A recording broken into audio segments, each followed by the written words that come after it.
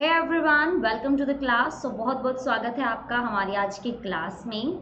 तो वेलकम। तो जैसे कि मैंने आप सबको चैप्टर शुरू कराया था, मैंने आपको बहुत सारे टॉपिक्स करा दिए थे। टॉपिक्स में हम लोगों ने जो मेन हमारा था वो था करंट एंड रेजिस्टेंस। मैंने आपको करंट एंड रेजिस्टेंस बहुत अच्छे से एक्सप्लेन कर दिया था, जिसमें मैंने आपको बहुत सारी डेफिनेशंस कराई थी। एंड आई होप कि मैंने आपको जो होमवर्क दिया था नोट्स प्रिपेयर करने का, वो आपने अच्छे से प्रिपेयर कर लिए होंगे और आप लोग बिल्कुल रेडी हैं आज के टॉपिक्स के लिए। तो सबसे पहले तो मैं आपको ये थोड़ा सा रिवाइज करा देती हूँ कि मैंने आपको पहले क्या करा दिया था, ताकि आप लोगों को थोड़ा सा अंदाजा आ जाए, तो आप लोगों को आसानी होगी आज का टॉपिक समझने में। क्योंकि आज का जो टॉपिक है ना, वो टोटली आपका डिपेंड करता है पहले वाली जो हमारी थ्योरी थी उस पर। तो चलिए थोड़ा सा रिवाइज करते हैं। तो सबसे पहले तो हमारे पास जो सबसे इम्पोर्टेंट है वो क्या है? सबसे इम्पोर्टेंट चीज़ है हमारे पास यहाँ पर कि हमारा जो करंट होता है, क्योंकि सबसे पहले जो मैंने आपको डेफिनेशन कराई थी वो कराई थी मैंने करंट के बारे में। तो मैंने आप लोगों को करंट के बारे में बताया था कि आप बहुत इजी लैंग्वेज में करंट को लिख सकते हैं flow of charge. Flow of charge यानी कि आपका चार्ज क्या है, फ्लो कर रहा है। इसकी मैंने आपको ये भी बताया था कि करंट को आप रिप्रेजेंट करते हैं आई से। देन उसके बाद मैंने आपको बताया था आई का जो फॉर्मूला होता है वो होता है क्यू बाई टी। जो क्यू है यहाँ पे वो चार्ज का काम करता है, और चार्ज हमारे पास होता है इलेक्ट्रॉन। क्योंकि आप लोगों को पता है अगर आपका इलेक्ट्रॉन रेस्ट पोजीशन में होता है तो आपका इलेक्ट्रॉन किसी काम का नहीं है। लेकिन अगर आपका इलेक्ट्रॉन मोशन में होता है, अगर वो फ्लो कर रहा होता है, तो समझ जाइए कि ये आपका क्या होता है, ये आपका होता है यहाँ पर करंट प्रिपेयर करेगा, यानी कि करंट बनाएगा। तो ई बाई टी यानी कि आपका जो चार्ज है वो कैसे चलता है, वो आपका टाइम के हिसाब से फ्लो कर रहा है, टाइम के साथ अपनी पोजीशन चेंज कर रहा है, मोशन में है, तो समझ जाइए वो आपका करंट होता है। अब दूसरी बात ये कि जो करंट होता है हमारा, वो क्या करता है, करंट जो है हमारा इलेक्ट्रिसिटी प्रोवाइड करता है। दूसरी बात, इसकी जो यूनिट होती है वो होती है एम्पियर एंड कूलाम पर सेकेंड। ठीक है, ये हमारी यूनिट्स होती हैं। तो ये छोटी छोटी बातें हैं जो आप लोगों को बहुत अच्छे से आनी चाहिए। अगर आप लोग यहाँ पर थोड़ा सा भी कंफ्यूज होते हैं कि करंट क्या है कैसे है, तो फिर आपको जो आज का टॉपिक है, जो कि आपके लिए सबसे ज़्यादा इंपॉर्टेंट है आपके एग्जाम से रिलेटेड एंड आप जितने भी प्रैक्टिकल्स करोगे उससे रिलेटेड। और एक बात मैं आपको बता दूं, आज का जो टॉपिक है ना वो न्यूमेरिकल बेसिस पे तो बहुत इंपॉर्टेंट है। क्योंकि आपके जो 5 मार्क्स के न्यूमेरिकल आएंगे ना, वो आपके तभी सॉल्व होंगे तब आपको जब आपको ये टॉपिक आता होगा। तो मे भी आप लोग रेडी हैं। तो इतना करने के बाद, करंट बताने के बाद, अब हमारे पास क्या है, अब है हमारे पास यहाँ पे हमारा रेजिस्टेंस। तो आई होप आप लोगों को रेजिस्टेंस तो याद होगा ही। रेजिस्टेंस तो सबसे इंपॉर्टेंट चीज थी, याद है? कुछ भूल गए? क्योंकि आज का टॉपिक एक्चुअल में रेजिस्टेंस पे ही है, बताऊंगी कैसे। तो रेजिस्टेंस को किससे डिनोट करते थे हम? आर से, है ना। और रेजिस्टेंस क्या करता था? अपोज करता था। किसका अपोज करता था? ये अपोज करता था करंट का। करंट का दुश्मन था। एक्चुअल में ये करंट का तो दुश्मन था, क्योंकि दुश्मन क्या काम करता था? करंट को जाने नहीं देता था। लेकिन हमारा तो दोस्त था।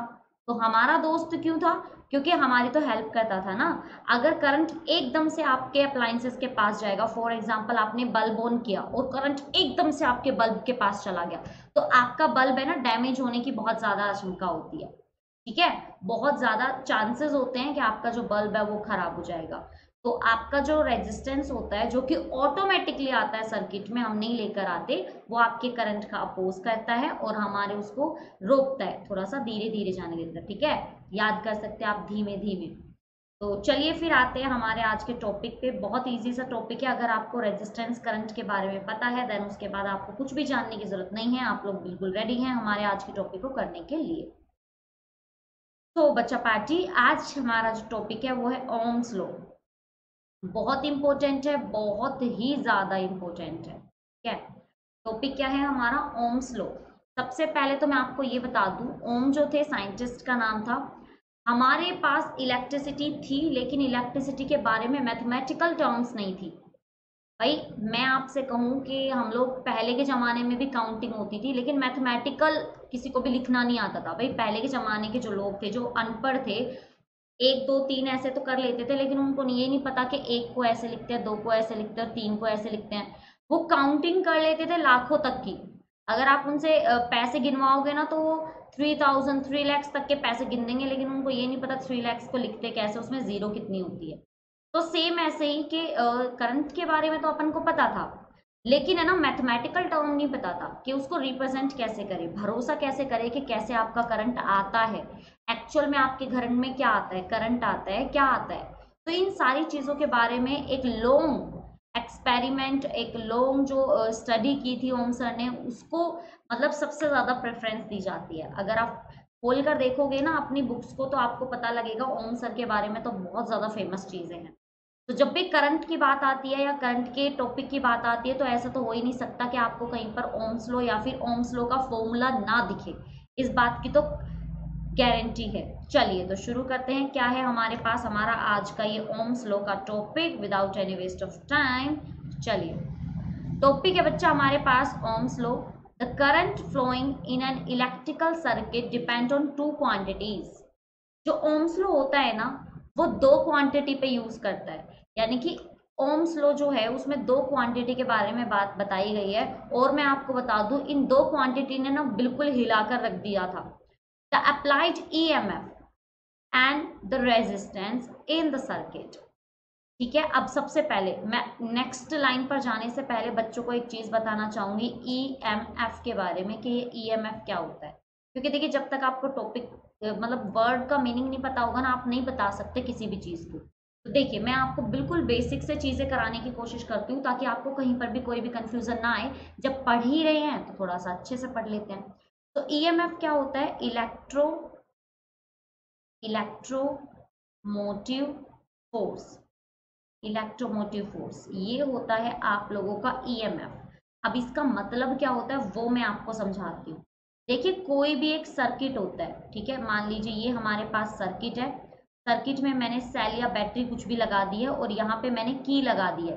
की का मतलब आप लोग समझते हैं ना, स्विच ऑन ऑफ करने वाला। बल्ब ऑन करना है स्विच ऑन कर दिया, ऑफ करना है ऑफ कर दिया।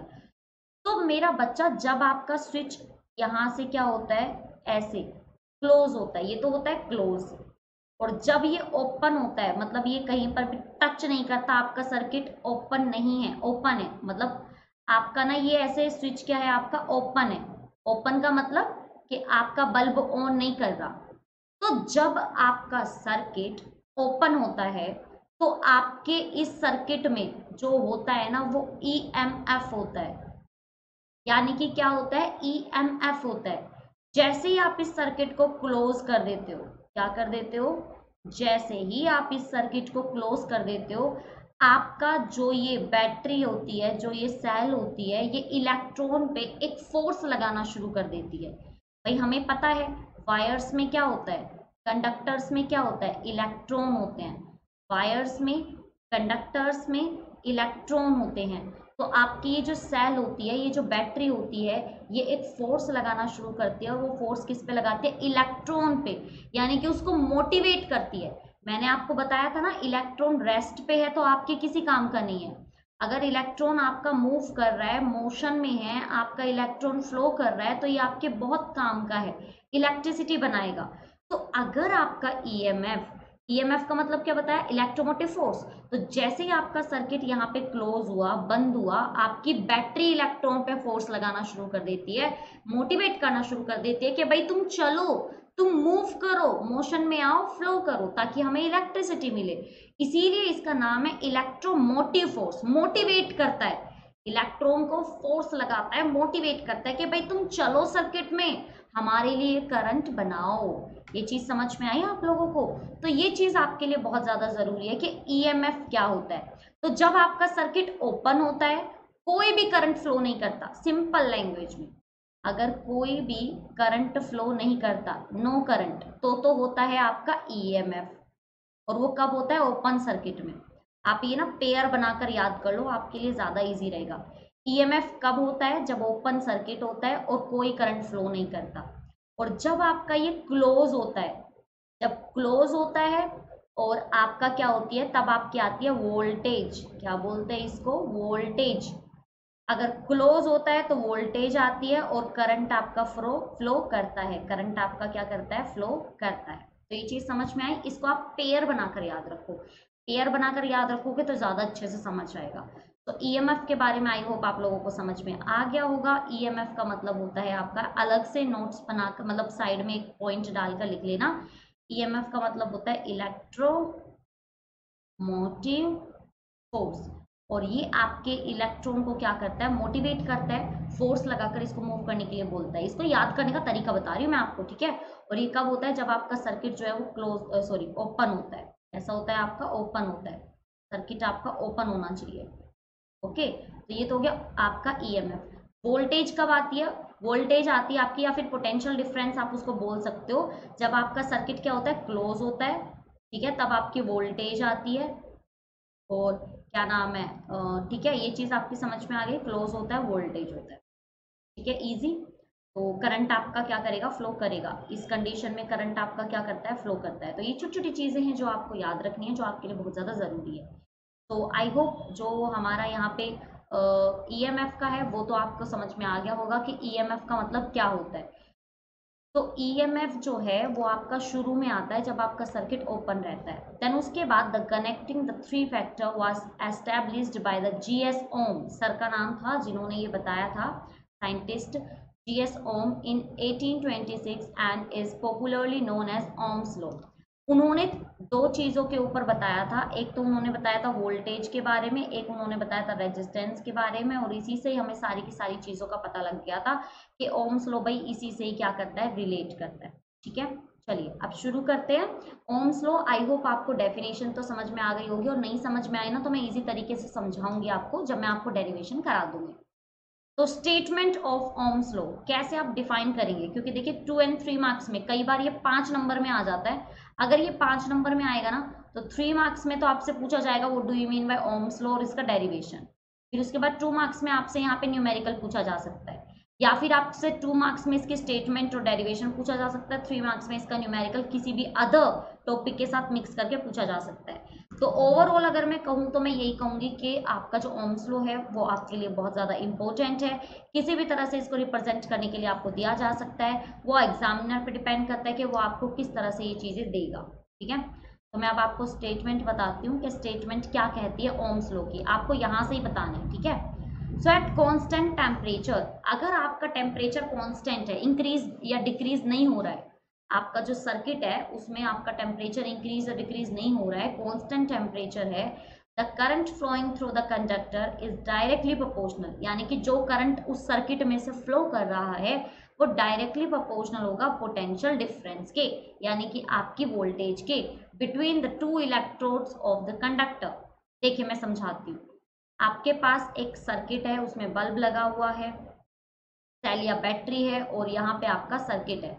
जैसे ही आप इसको क्लोज करते हो तो आपका जो करंट है ना वो डायरेक्टली प्रोपोर्शनल होता है वोल्टेज के। अब मैं आपको इस चीज को समझाती हूँ, देखिए इजी लैंग्वेज में।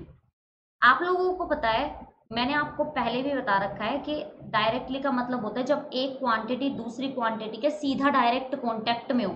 अगर आप बी को बढ़ाओगे तो ए बढ़ेगा, ए को बढ़ाओगे बी बढ़ेगा, बी को घटाओगे तो ए भी घटेगा, इसको बोलते हैं डायरेक्टली प्रोपोर्शनल। तो यहाँ पे बोल रहा है टॉपिक में कि हमारा जो करंट होता है ना वो डायरेक्टली प्रोपोर्शनल होता है वी के, यानी कि जैसे ही आपके सर्किट में वोल्टेज आई करंट फटाक से आ गया। समझना, इस चीज को दोबारा से रिपीट कर रही हूं मैंने कहा कि ये टॉपिक आपसे ये कह रहा है कि जैसे ही आपका वोल्टेज आया, भाई आपने जैसे ही सर्किट में स्विच को क्लोज किया, हमने यहाँ पे क्लोज किया, पहले ये ऐसे था ना ओपन ऐसे, फिर मैंने इसको क्लोज किया, क्लोज करने से कौन आती है, वोल्टेज आती है, बताया मैंने आपको वोल्टेज आती है। जैसे ही आपके सर्किट में वोल्टेज आया उसके साथ साथ आपका क्या आ गया, करंट। हमें तो करंट से मतलब है, हमें किससे मतलब है, करंट से, इलेक्ट्रिसिटी से मतलब है हमें। तो इलेक्ट्रिसिटी किस पे डिपेंड कर रही है, इलेक्ट्रिसिटी डिपेंड कर रही है वोल्टेज पे, वी पे। जैसे ही आपके सर्किट में वोल्टेज आ जाएगी करंट अपने आप आ जाएगा। तो ओम सर ने क्या कहा, ओम सर ने हमें बताया कि आपकी जो करंट होता है या आपका जो वोल्टेज होता है वो एक दूसरे के डायरेक्टली प्रोपोर्शनल होते हैं, एक दूसरे के आमने सामने होते हैं। अब जिन बच्चों को नहीं पता है मैं बता देती हूँ बेटा, जब भी किसी दो क्वांटिटी के बीच में, ध्यान से देखना, जब भी किसी दो क्वांटिटी के बीच में ये वाला साइन होता है इसको बोलते हैं डायरेक्टली प्रोपोर्शनल। जब भी ये साइन होता है तो ये हट जाता है तो इक्वल का साइन आता है और एक कांस्टेंट आता है। दोबारा से सुनिए, जब ये हट जाता है ना तो इक्वल का साइन आता है और एक कांस्टेंट आता है। अब ये कांस्टेंट है ना, प्रोपोर्शनैलिटी कांस्टेंट होता है और ये कुछ भी हो सकता है। जितनी भी आप डेरिवेशन करेंगे उसमें अगर आपको कहीं पर भी डायरेक्टली प्रोपोर्शनल मिलता है तो हर किसी में कांस्टेंट अलग आता है। अब के की जगह कोई भी कांस्टेंट आ सकता है। तो ओम्स लॉ में कौन से वाला कांस्टेंट आता है? तो देखिए, जब आप इसको हटाएंगे v इज इक्वल टू, तो एक कांस्टेंट आएगा जिसका नाम होगा r। ये है हमारा प्रोपोर्शनैलिटी कांस्टेंट, जिसका हम नाम रखते हैं बाद में रेजिस्टेंस। अब मुझे आप एक सिंपल सी बात बताओ, क्या रेजिस्टेंस को हम लेकर आए? क्या रेजिस्टेंस सर्किट में पहले से था? नहीं। वोल्टेज, ध्यान से सुनना, मैं जो बोलने वाली हूँ सबसे इंपॉर्टेंट पॉइंट है। जैसे ही सर्किट में वोल्टेज आया, रिश्तेदार करंट आ गया। जैसे ही करंट आया, दुश्मन रेजिस्टेंस आ गया। समझना इस चीज को, यानी कि वोल्टेज करंट से रिलेट करता है, करंट रेजिस्टेंस से रिलेट करता है। वोल्टेज आया तो करंट आया, और करंट आया तो रेजिस्टेंस खुद ब खुद आ गया आपकी हेल्प करने के लिए, ताकि करंट जो है एकदम से आपके अप्लायंसेस तक ना जाए और आपके अप्लायंसेस को खराब ना करे। समझ में आई ये चीज आपको? तो आप लोगों को ना यहाँ पे ये चीज समझनी है। बस छोटी सी तो डेरिवेशन है, डेरिवेशन छोटी है लेकिन मीनिंग बड़ा बड़ा है इसका। हमें छोटा सा अगर आपसे ये पूछा जाए what do you mean by Ohm's law, please define, या फिर एस्टैब्लिश्ड द डेरिवेशन, तो simply v is directly proportional to i, constant आ जाएगा r i, simple, where r is equal to resistance.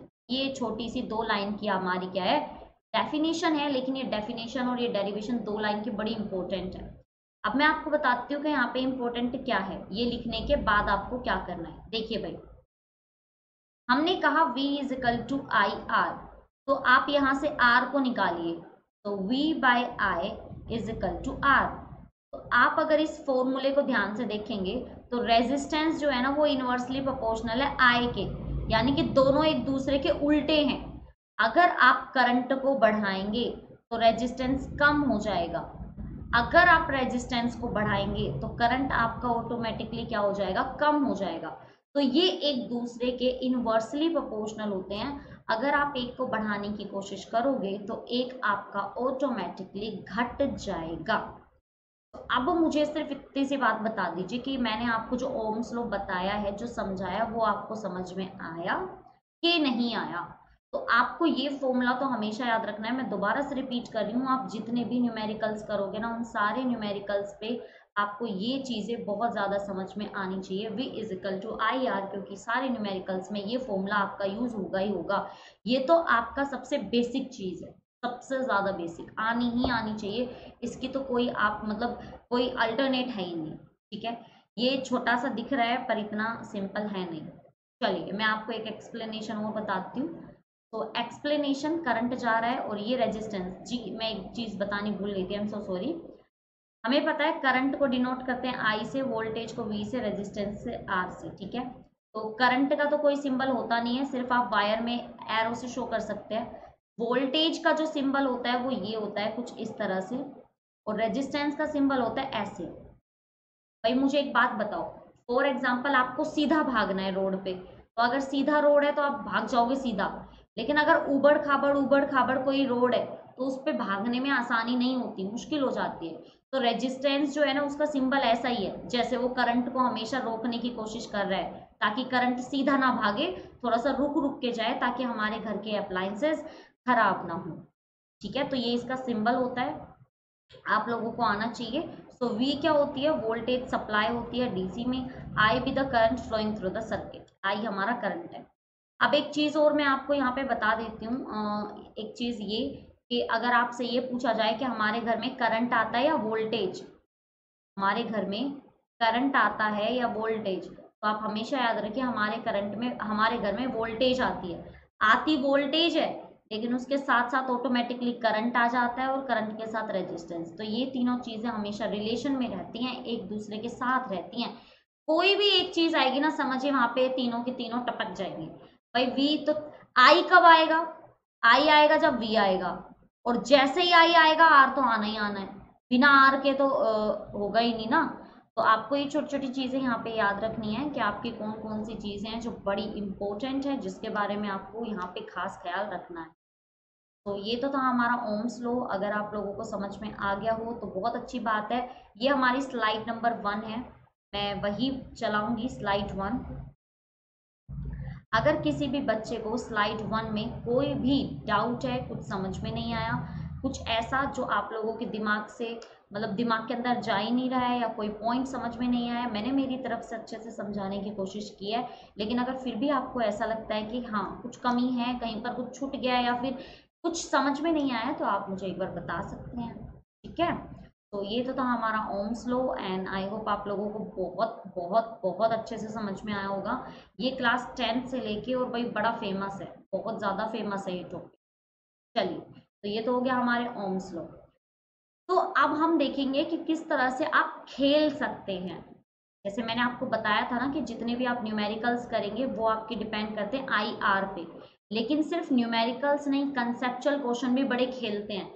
Examiner जो होता है, जो आपके एग्जाम को बिल्कुल सेट करता है, वो बड़ा खेलता है इसके साथ, बहुत ज्यादा खेलता है, हद से ज्यादा।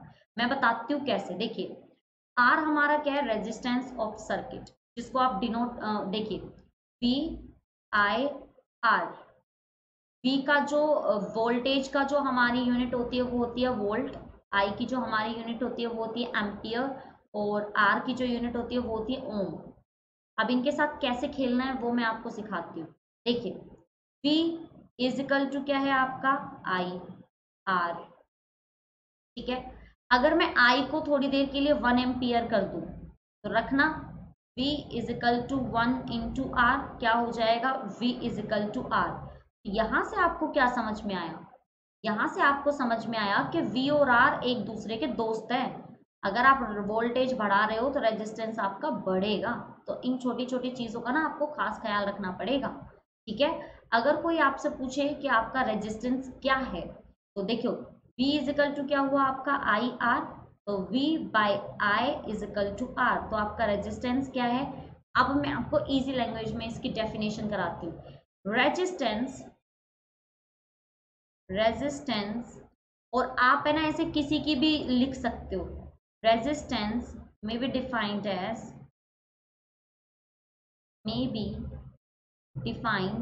as जब भी आपको किसी की भी डेफिनेशन लिखनी हो और उसका जो फॉर्मूला है डिवाइड में हो, तो आप लिखेंगे रेजिस्टेंस में be defined as it is the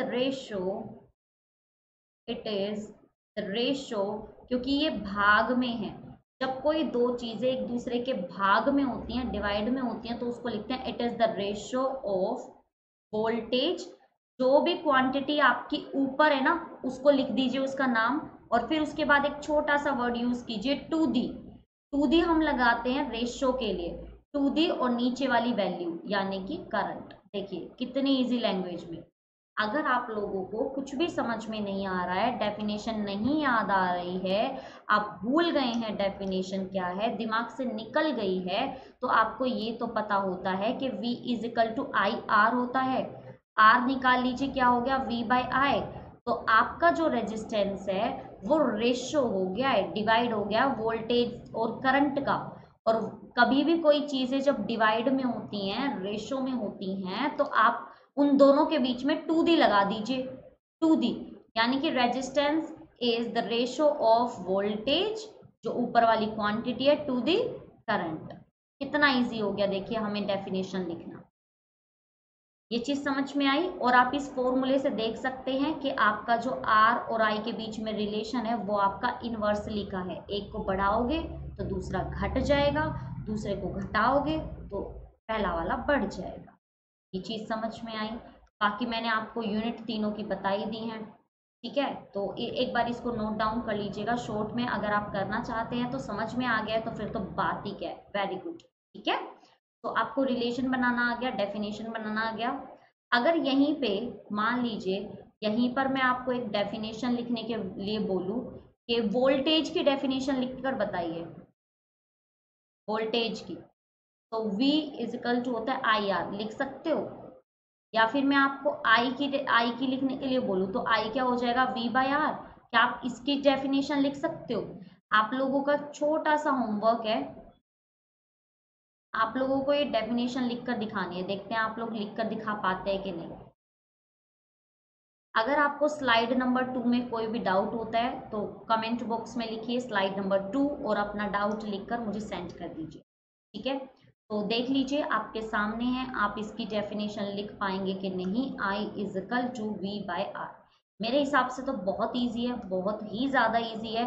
तो ये जो ओम्स लॉ है हमारा, ओम जो होता है रेजिस्टेंस की यूनिट होती है, एंड आई होप आपको पता होगा। लेकिन यहाँ पे एक जो सबसे इम्पोर्टेंट बात है, हमेशा लाइफ में याद रखना, आर कांस्टेंट है बेटा, कांस्टेंट है ये, कांस्टेंट। याद है ना, जब आपका V डायरेक्टली प्रोपोर्शनल था तुम्हारे I के, तब आया था R कांस्टेंट के लिए। यानी कि कांस्टेंट है R, आपका फिक्स कोई वैल्यू नहीं है जैसे कि I है और V है, ऐसा कुछ नहीं है। ये आपके कांस्टेंट है जो ऑटोमेटिकली आ जाता है जब आपका डायरेक्टली प्रोपोर्शनल का साइन हटता है तब। ओके भाई, किसी को कोई डाउट है ओम्स लॉ में तो मुझे एक बार स्लाइड नंबर डालकर और मुझे सेंड कर सकते हो कि मैम हमें इस टॉपिक में थोड़ी सी प्रॉब्लम है, कुछ समझ में नहीं आ रहा है। जो भी आपको लगता है वो आप लोग मुझे एक बार बता सकते हैं। ठीक है, तो मैंने मेरी तरफ से मेरा बेस्ट देने की कोशिश की है। अगर फिर भी आप लोगों को ऐसा लगता है कि थोड़ा सा और होना चाहिए था, थोड़ा सा और हमें समझाना चाहिए था, या फिर थोड़ा सा और हो सकता था, तो ये भी आप मुझे एक बार कमेंट करके ज़रूर बता दीजिएगा, मैं आपको ज़रूर कराऊंगी। ये आपका होमवर्क भी मैंने आपको यहाँ पर दे दिया है। आपको जस्ट क्या करना है, आपको सिर्फ मुझे डेफिनेशन लिखकर दिखानी है V/IR की और I = V/R की। जो भी मैंने आपको लिखवाया है, नोट्स आपको प्रिपेयर करने हैं, ज़्यादा नहीं है, बहुत इजी वे में है। और जो भी मैंने छोटी छोटी चीज़ें आपको एक्स्ट्रा कराई है ना साइड बाय में, उनको साइड में नोट डालकर और उनको एक बार कर देख लेना, ताकि आपको कहीं पर भी कोई भी कंफ्यूजन ना हो। ठीक है भाई, अगर किसी को अब भी कोई डाउट है तो प्लीज़ मुझे एक बार डाउट सेंड कर दीजिएगा। अगर कोई भी बच्चा चैनल पर न्यू है तो प्लीज़ चैनल को सब्सक्राइब कर दीजिएगा, चैनल को शेयर कर दीजिएगा अपने दोस्तों के साथ। कहीं पर भी कोई डाउट आता है तो आप वो मेरे साथ क्लियर कर सकते हैं। ठीक है, और अपने दोस्तों के साथ शेयर करना मत भूलिएगा, और मुझे ये ज़रूर बताइएगा कि आपको अच्छे से समझ में आ रहा है या नहीं। अगर आपको कहीं पर भी ऐसा लग रहा है कि नहीं मैम बोर्ड ज़्यादा बेस्ट था, या ये ज़्यादा बेस्ट है, या फिर इसको और ज़्यादा बेस्ट कैसे बनाया जा सकता है, अगर आपको कोई भी आइडिया है तो आप मुझे एक बार ना कमेंट बॉक्स में लिख कर दे देना। ठीक है, तो थैंक यू सो मच, बहुत बहुत शुक्रिया आप सबका, थैंक यू। अब मैं आपको इससे नेक्स्ट वाला टॉपिक कराऊंगी जो कि बहुत ज़्यादा इंपॉर्टेंट है, और मुझे आपको न्यूमेरिकल्स भी कराने हैं। न्यूमेरिकल्स तो भाई सबसे ज़्यादा ज़रूरी हैं इस टॉपिक के, V/IR के। वैसे तो बहुत ईजी हैं, आप लोग एक दो बार करोगे तो भी आप लोगों के समझ में आ जाएगा, लेकिन फिर भी आप लोग कोशिश कीजिए कि खुद से, अगर आपकी जो बुक है ना, अपनी बुक को भी एक बार देख लेना चाहिए, क्योंकि सेल्फ स्टडी से बेस्ट तो कुछ भी नहीं है लाइफ में। सेल्फ स्टडी करोगे लाइफ टाइम याद रहेगा। टीचर जो समझा रहा है उसको करोगे तो वो तब तक ही याद रहता है जब तक आप एग्जाम दे रहे हो। लेकिन मैं ये चाहती हूँ कि आप लोगों का प्रैक्टिकल, आप लोगों का इंटरव्यू इतना अच्छा जाए कि आप लोगों को फर्स्ट अटेम्प्ट में ही आप लोगों का सिलेक्शन हो जाए, और आप लोग बढ़िया बहुत अच्छी जॉब आपके हाथ में आ जाए। ठीक है, तो आप लोग भी ऐसे ही प्रिपरेशन करते रहिए ताकि आप लोगों का भी बेस्ट हो। तो मिलेंगे हम नेक्स्ट वीडियो में, तब तक के लिए अपना ध्यान रखिए, थैंक यू। और अगर किसी का कोई भी सजेशन है तो आप मुझे कमेंट बॉक्स में बता सकते हैं। Thank you.